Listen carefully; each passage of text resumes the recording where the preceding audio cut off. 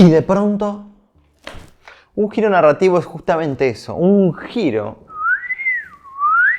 un cambio de suerte, diría Aristóteles, una alteración en la dirección del relato. Pero ¿cómo funciona un giro en una historia?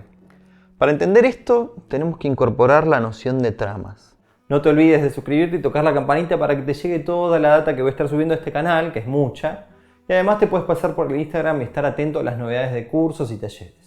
En su tesis sobre el cuento, el gran Ricardo Piglia menciona que en uno de los cuadernos de Anton Chekhov, este registró esta anécdota. Un hombre en Montecarlo va al casino, gana 1 millón, vuelve a su casa, se suicida. ¿Qué pasó acá? Hubo una ruptura, ¿no es cierto? Uno diría jugar, ganar, festejar, no suicidarse. En esta nota de Chekhov hay una paradoja, es decir, ante la fortuna, el infortunio. La anécdota desvincula la historia del juego y la historia del suicidio. Y acá aparece la primera tesis de Piglia.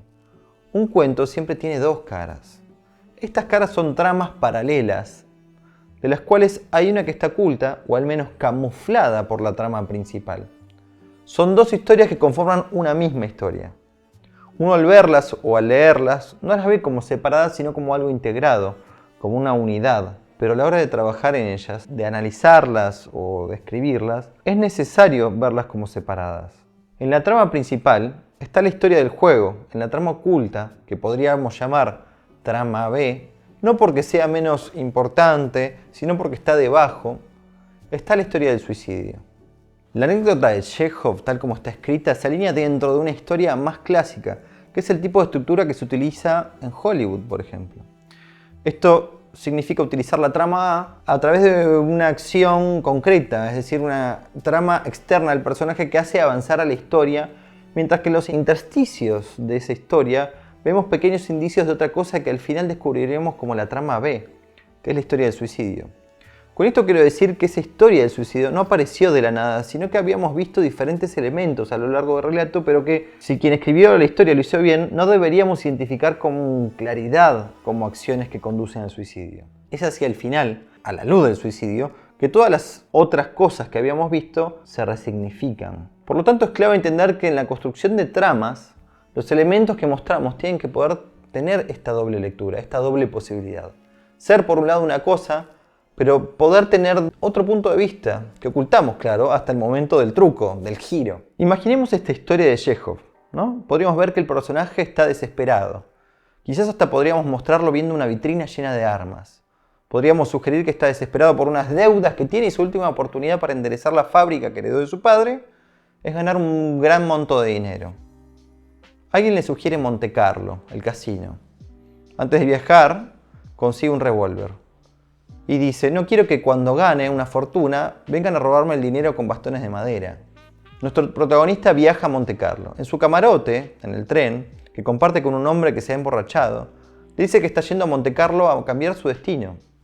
El borracho se le ríe y le dice que muchos han ido con grandes ilusiones, pero que terminaron también apostando eso y perdieron. Nuestro protagonista le cuenta al borracho que nunca quiso dirigir la fábrica de su padre. El borracho se termina quedando dormido, aburrido, pero nuestro protagonista sigue hablando, un poco solo, y le cuenta que está yendo a robar el casino. La historia continúa. Nuestro protagonista llega a Montecarlo, se alquila una habitación que da a la parte trasera del casino, observa los movimientos de los empleados, anota horarios, ingresa al casino, juega algunas fichas, mira la seguridad, la estudia, continúa su labor de inteligencia mientras va jugando. Cuando está a punto de dar el golpe, algo lo desvía y para disimular pone una ficha en la primera tabla que encuentra. De pronto su número sale y termina ganando una fortuna. Se resolvió el conflicto. Él no entiende nada. Todos lo felicitan, incluso los de seguridad también lo felicitan y terminan escoltándolo a la salida, incluso hasta el tren en regreso a su hogar. El hombre regresa a su casa con una valija repleta de dinero, lo deposita sobre la mesa, lo abre, lo mira, saca el arma y se suicida. ¿Qué pasó? Hubo diferentes elementos que nos dieron a entender que este hombre estaba mal, estaba deprimido, estaba listo para arriesgar su vida.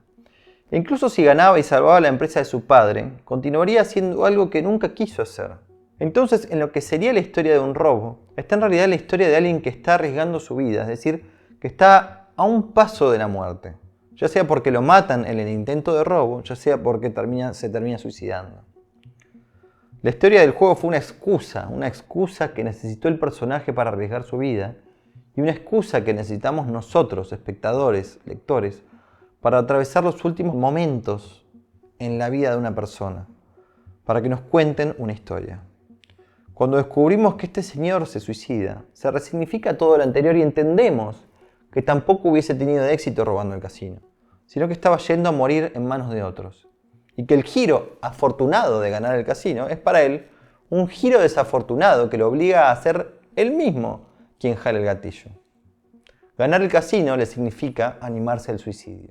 Inventé estas dos historias, la del robo del casino como la principal, que hace avanzar la historia sobre una más íntima y personal que tiene que ver con la presión de ese personaje por tener esa fábrica en sus hombros, ya sea porque la está por fundir, ya sea porque tendrá que seguir adelante con ella.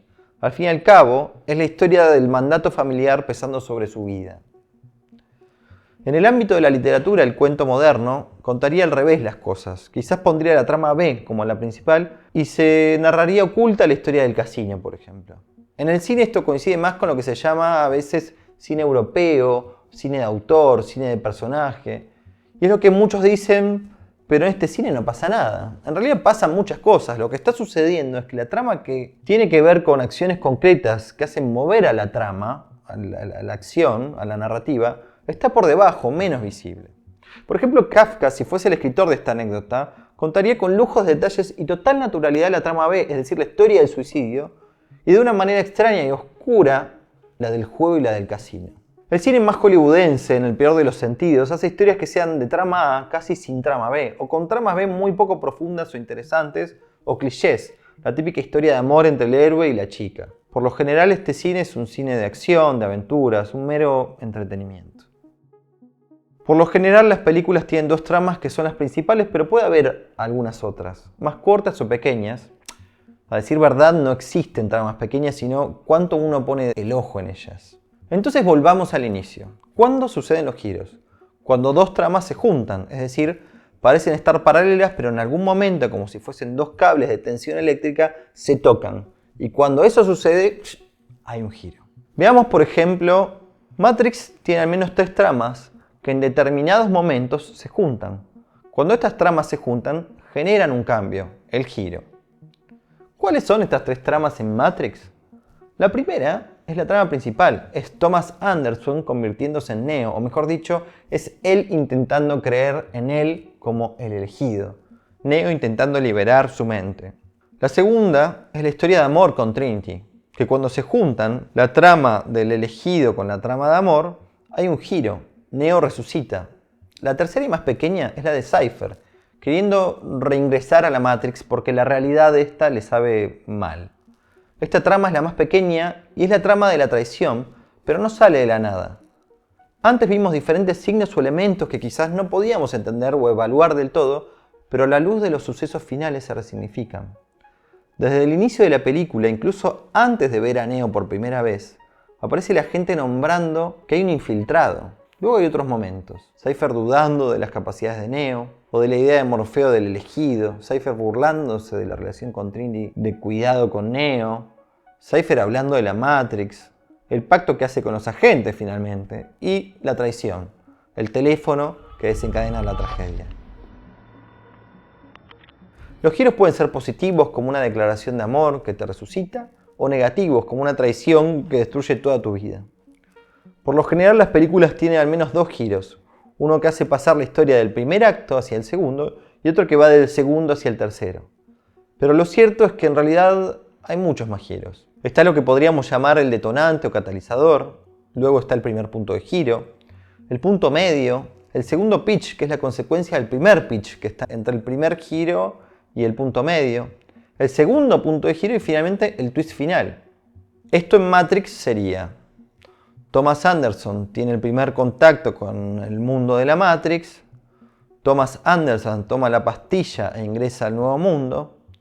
La pitonisa dice que no es el elegido y Cypher lo traiciona. Mueren todos y ya no hay esperanzas. Neo va a salvar a Morfeo, pierde la batalla, muere, pero finalmente resucita. Entonces, ¿cómo se construye un giro? De la misma manera que se construye un edificio, uno debe primero hacer un pozo y luego comenzar a colocar las columnas y las estructuras y finalmente los ladrillos. Pero antes de todo eso hay un plano, un diseño, un dibujo de ese edificio. Nosotros debemos conocer el giro y poder identificar cuáles son las tramas que se ocultan ahí.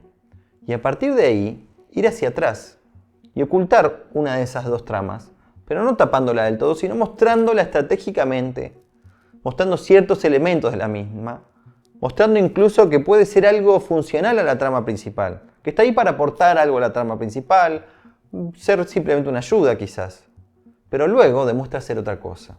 El arte de trabajar las tramas es el arte del escritor y es realmente algo muy difícil y que lleva mucho tiempo y mucho esfuerzo a dominar.